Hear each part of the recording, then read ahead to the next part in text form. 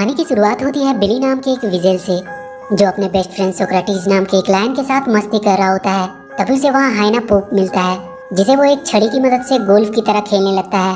तभी वहाँ उसकी वाइफ बोनी आती है और उसे कहती है कि वो पानी लाने के लिए जाने वाला था, पर वो यहाँ टाइम पास करने में लगा हुआ है। वहाँ उस जंगल की क्वीन हाथी उनके पास आती है और कहती है कि इस साल उनकी नदियों में पानी नहीं आया है, जबकि हर साल तो इस समय तक नदियों में पानी आ जाता था, पर पता नहीं इस साल क्या हुआ।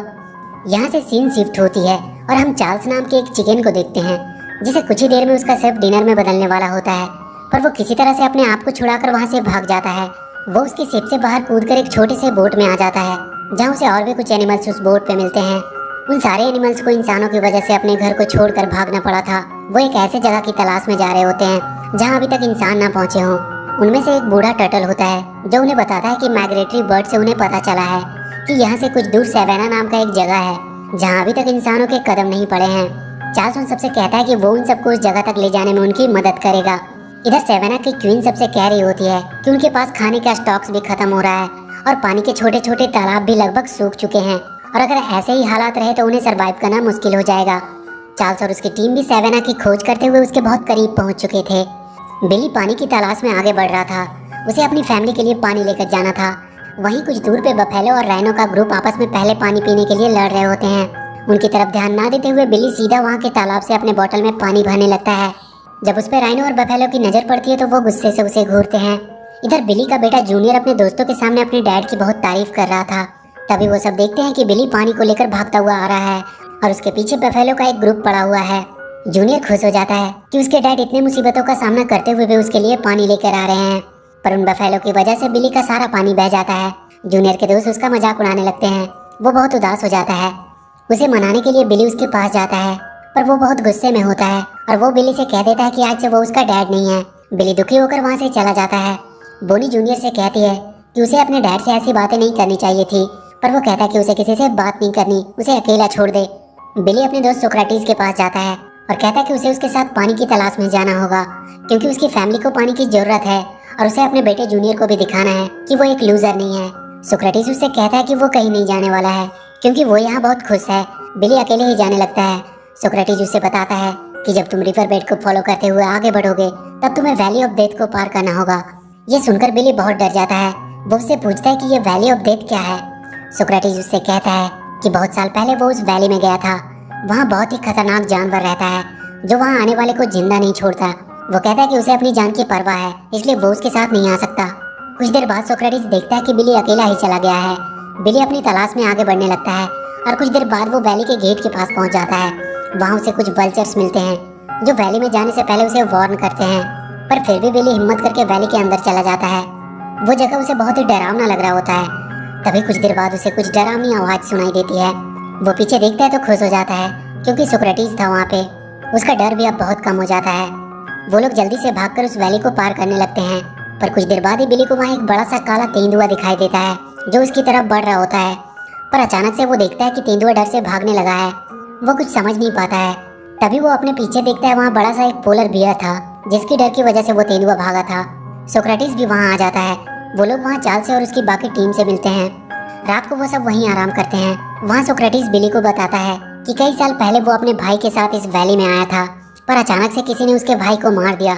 उसने उस दिन वहाँ एक अलग क्रिएचर को देखा जिसे इंसान कहते हैं। सुबह चार्ल्स सबको उठाता है। वो बियर उनसे कहता है कि अब वो और कहीं नहीं जा सकता, क्योंकि वो बहुत ज़्यादा थक चुका है। चार्ल्स अपने दो एनिमल टॉबी और स्माइली को बिली के साथ पानी ढूंढने के लिए भेजता है, और वो उन दोनों टर्टल के साथ बियर के साथ ही रहेगा। वो चारों वहाँ से आगे बढ़ जाते हैं और बहुत जल्द वो उस वैली के अंत तक पहुँच जाते हैं। उन सबको वहाँ एक बड़ा सा डैम दिखाई देता है। उसी डैम की वजह से उनकी नदियों का पानी रुका हुआ था। वो सब छुपते हुए डैम के ऊपर जाते हैं। वहाँ वो देखते हैं कि नदी का सारा पानी यहाँ पे किसी ने कैद करके रखा हुआ है। वहीं डैम के पास एक ईडन पैराडाइज नाम का होटल था, जहाँ आज बहुत से देश के लोग क्लाइमेट चेंज की मीटिंग अटेंड करने के लिए आने वाले थे। उस होटल का मालिक वहाँ आए हुए डेलीगेट्स को अपने होटल में अपना पालतू मंकी टोटो से उनका वेलकम कराता है। इधर एक वाटर बोट के सहारे वो चारों एनिमल होटल तक पहुँच जाते हैं। वो सब होटल के अंदर जाकर मस्ती करने लगते हैं। बिली और सोक्रेटिस वहाँ के कॉन्फ्रेंस रूम में पहुँच जाता है, जिसे देखकर वहाँ के सारे लोग बहुत डर जाते हैं। वो तुरंत होटल के ऑनर को कॉल करते हैं। ऑनर वहाँ का हंटर को आवाज़ देता है। हंटर अपनी बंदूक लेकर वहाँ आता है और बिली को शूट करने लगता है। बिली उससे बचने के लिए वहाँ के पूल में गिर जाता है, पर वो हंटर वहाँ का इजेक्शन बटन दबा देता है, जिससे बिली डैम के पाइप से होते हुए बाहर गिर जाता है। पर वहाँ उसे टोटो बचा लेता है। टोटो उन सभी एनिमल को हंटर से बचाने के लिए उस होटल के एक रूम में उन्हें छुपा देता है, पर वो सारे मिलकर उस होटल के कमरे को पूरी तरह से बर्बाद कर देते हैं। टोटो उन्हें समझाने आता है कि ऐसा करने से वो अपनी जान को खतरे में डाल रहे हैं। बिली उससे कहता है कि वो लोग यहाँ छुपे नहीं रह सकते क्योंकि उन्हें उनकी फैमिली के लिए पानी लेके जाना है। टोटो उनसे कहता है कि उन्हें डैम के फ्लड गेट्स को खोलना होगा, जिससे उनकी नदियों में वापस से पानी जाने लगेगा। टोटो उन सबको लेकर डैम के मोटर रूम में पहुंचता है। बिली फ्लड गेट्स को खोलने की कोशिश करने लगता है, तभी वहाँ वो हंटर आता है और सोक्रेटिस को शूट करके बेहोश कर देता है। बिली से वहाँ का एक बटन दब जाता है, जिसकी वजह से फ्लड गेट्स खुलने लगता है और वो भी उसमें गिरकर बहने लगता है और उसमें बहकर वो वहाँ से बाहर निकल जाता है। टोबी और स्माइली भी उसके थ्रू ही बाहर आ जाते हैं। वो हंटर जल्दी से फ्लड गेट को बंद करता है और उन सबको मारने के लिए अपनी जीप लेकर उनके पास पहुँचता है। वो सब भागने लगते हैं। वो अपनी जीप से उनका पीछा कर रहा होता है, पर चार्ल्स उन दोनों टर्टल की मदद से उसकी जीप को पलट देता है। सोक्रेटिस को उन लोगों ने एक पिंजरे में कैद करके रखा हुआ था। वो उसे लास वेगास के किसी जू को बेचने वाले थे। चार्ल्स वहाँ के बाकी सभी एनिमल से कहता है कि उसे सेवेना के सभी एनिमल से जाकर बात करनी चाहिए और उन सबको यहाँ बुलाकर इस डैम को तोड़ देना चाहिए।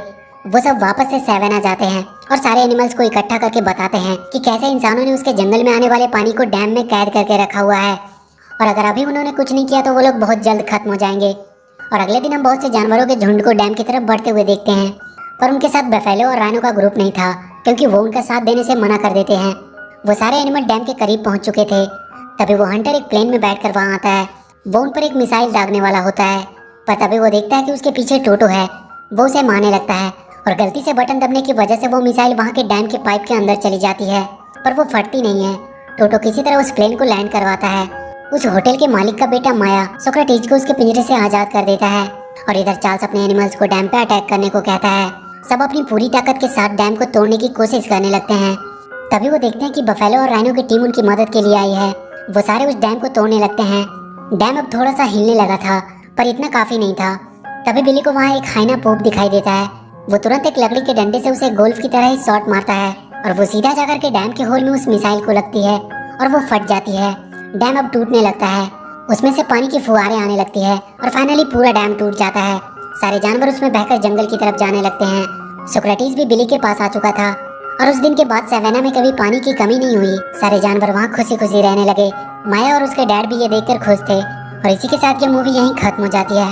तो वीडियो अगर अच्छी लगी हो तो please do like and share the video and please subscribe to my channel and press that bell